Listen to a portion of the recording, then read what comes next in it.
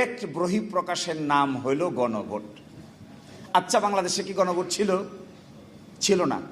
৭২ সালের সংবিধানে কোনো গণভোট ছিল না। গণভোট আসলো কখন? প্রথম গণভোট আনলেন second proclamation order, 5th amendment order of 1978। Bangladesh সংবিধানের গণভোটের বিধান প্রথম শহীদ প্রেসিডেন্ট জিয়াউর রহমান যোগ করেন, এটা 1978 সালে। 15th amendment, second proclamation, 15th amendment order 1978।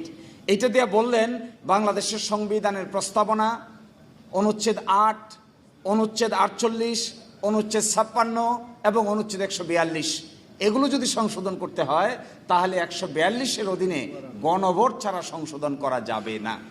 এটা যোগ করলেন 1978। কিন্তু ইন্টারেস্টিং, বাংলাদেশে প্রথম গণভোট হয়েছে 1977।